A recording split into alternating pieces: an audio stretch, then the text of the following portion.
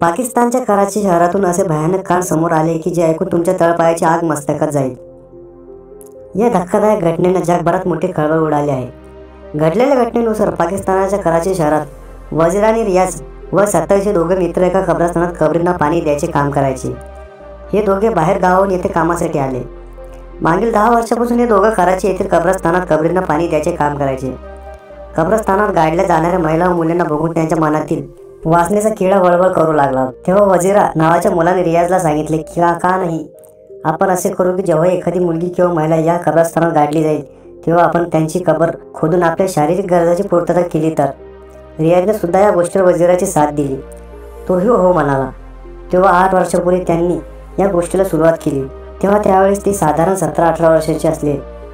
तारुण्यात आलेले ते दोघे शरीर सुखाची गरज त्यांना होऊ लागली होती, तर ही गरज पूर्ण करायची कशी, तर त्यांनी हा मार्ग निवडला। 8 वर्षापूर्वी त्यांनी एक तरुण मूर्त झालेल्या मुलीची कबर खोदली व तरुण मुलीच्या मृतदेहासोबत त्यांनी सर्वप्रथम हे घाणेरडे कृत्य केलं। हे सर्व रियाज नावाच्या मुलानं त्याच्या इंटरव्ह्यूमधून सांगितले आहे। अशा प्रकारे त्यांनी 8 वर्षांमध्ये 48 तरुण मुली व महिलांबरोबर हे घाणेरडे कृत्य केलं। तरुण मुलगी किंवा महिला मृत झाली आहे हे त्यांना माहीत कसे पडायचे, तर रियाज याने सांगितले की महिला किंवा मुलगी मृत झाली तेव्हा तिच्यावर चादर चढवली जायची किंवा तिचा पर्दा केला जायचा। तेव्हा त्यांना कळायचे की हा मृतदेह एका महिलेचा किंवा मुलीचा आहे आणि रात्र झाली की ते ती कबर खोदून त्यांच्यासोबत घाणेरडे कृत्य करायचे। कबर कशी खोदायचे, जिकडून त्यांचे पाय आहे तिथून कबर खोदायचे आणि कबर खोदल्यानंतर ते कबरमध्ये प्रवेश करायचे आणि त्या मृतदेहासोबत ते नको ते काम करायचे।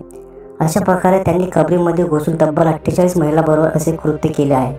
आणि याच कालावधीमध्ये 2.5 वर्षापूर्वी वजीरा या नावाच्या मुलाचा मृत्यू झाला। वजीराच्या मृत्यूनंतर रियाजने हे असले कृत्य करणे बंद केले होते, पण वजीराच्या मृत्यूच्या 5 महिन्यानंतर त्याच्या मनात वासनेचा किडा वळवळ करू लागला आणि त्यानंतर सुद्धा त्याने 4 महिलांबरोबर त्यांची कबर खोदून त्यांच्यासोबतही त्याने घाणेरडे कृत्य केले। पण जेव्हा रियाज याने शेवटची कबर खोदली आणि त्या मृतदेहासोबत घाणेरडे कृत्य करू लागला तेव्हा अचानक त्याला त्या महिलेचे दात दिसले आणि घाणेरडे कृत्य करत असताना त्या महिलेचे डोळे उघडे झाले आणि त्या डोळ्यामधून रात्रीच्या वेळेस एक विजेचा प्रकाश सारखा चमकला आणि रियाज घाबरला। तसाच तिथून त्याने पळ काढला। त्या महिलेचा मृतदेह तो न पुरताच तिथून पळून गेला। दुसऱ्या दिवशी महिलेचा उघडा मृतदेह बघून तेथील परिसरात ही बातमी पसरली आणि रियाज याला पकडून पोलिसांच्या स्वाधीन करण्यात आले। रियाज यांनी आपले संपूर्ण कृत्य पोलिसांसमोर मान्य केले की त्याने तब्बल 48 महिलांबरोबर त्याच्या साथीदारासोबत मिळून हे घाणेरडे कृत्य केले आहे आणि त्याच्या साथीदारांच्या मृत्यूनंतरही तो हे काम करत होता। जेव्हा पोलिसांनी त्यांना विचारले की तू महिलांच्या शरीरासोबत असले घाणेरडे कृत्य करत होता, पण त्या जागी जर तुझी आई बहीण असती तर आणि त्यांच्यासोबत कोणी असले घाणेरडे कृत्य केले असते तर तू काय केले असते? तो म्हणाला मी त्याला जागीच ठार केले असतं। तेव्हा पोलीस म्हणाले मग तू दुसऱ्याच्या आई बहिणीसोबत असे केले तर तुझ्या सोबत काय करायला हवं?